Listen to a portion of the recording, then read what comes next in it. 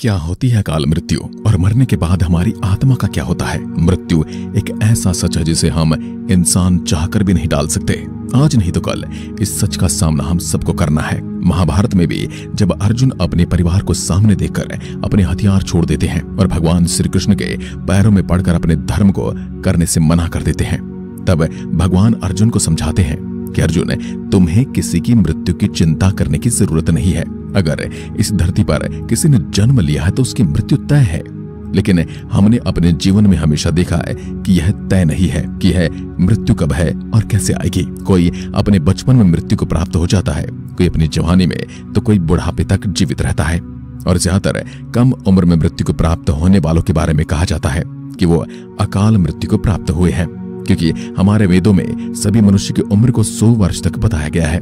जिसके बाद सवाल उठता है कि जब मनुष्य की उम्र 100 वर्ष तक है तो उसे उससे पहले मृत्यु क्यों प्राप्त हो जाती है, और आखिर यह अकाल मृत्यु क्या है?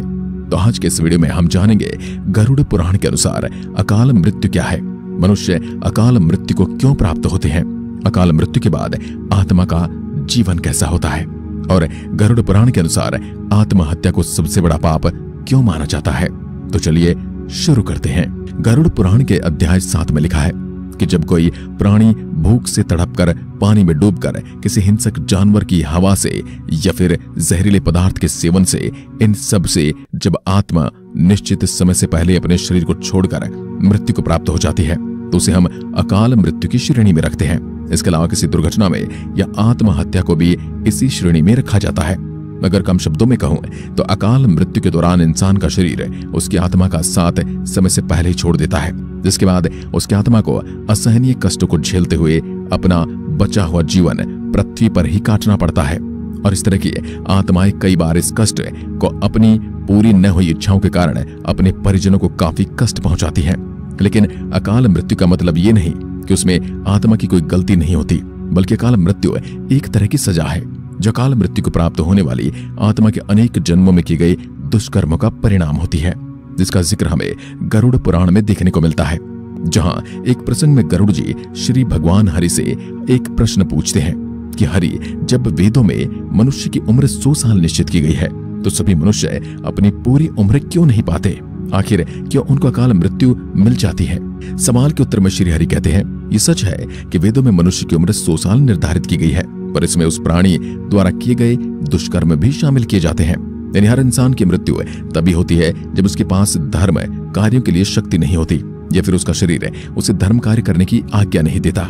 इसके अलावा जब कोई इंसान अपनी इच्छा से धर्म कार्य छोड़ देता है तब भी पृथ्वी पर उसके जीवन की अवधि कम हो जाती है। देखा जाए तो इंसान को कर्म ही उसका धर्म होता है। यानी इंसान की मृत्यु तब होती है जब उसके पास अपने कर्मों को निभाने की इच्छा शक्ति खत्म हो जाती है।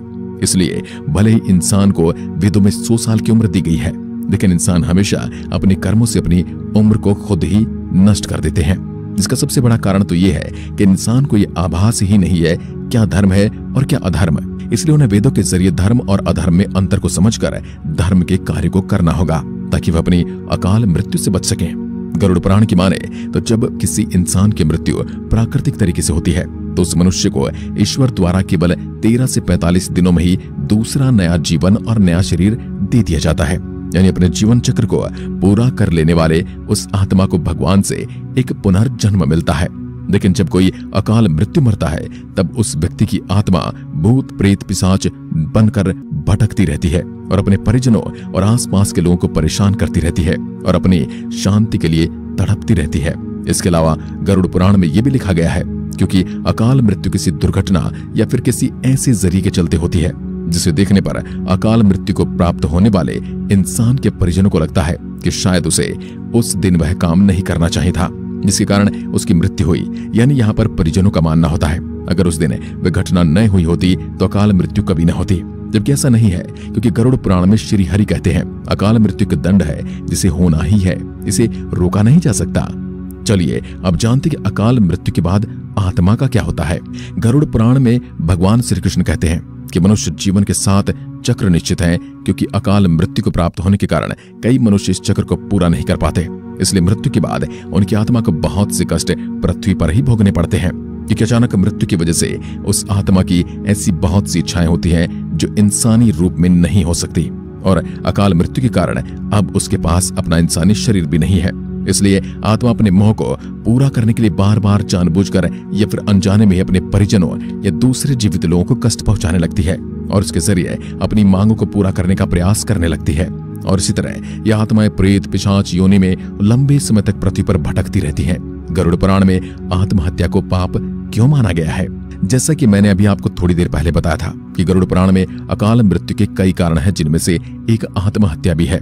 ये एक तरह का अपराध है जिसे गरुड़ पुराण के अनुसार अकाल मृत्यु में भी सबसे निचले दर्जे पर रखा जाता है, क्योंकि गरुड़ पुराण में भगवान श्री कृष्ण कहते हैं आत्महत्या का अर्थ है आप ईश्वर द्वारा दिए गए जीवन का निरादर और अपमान कर रहे हैं। वो कहते हैं आत्महत्या करने वाले मनुष्य की आत्मा पृथ्वीलोक पर तब तक भटकती रहती है जब तक पृथ्वीलोक पर उसका जीवन चक्र पूरा न हो जाए। लेकिन क्योंकि उसने आत्महत्या की है, इसलिए उसे दौरान उसे प्रकृति द्वारा मरने के बाद भी सबसे कष्टदायी जीवन दिया जाता है, जिसके कारण उस आत्मा का जीवन पृथ्वीलोक पर काफी ज्यादा मुश्किल हो जाता है और उसे न नर्क में जगह मिल जाती है और न ही स्वर्ग लोक में उसका स्वागत होता है।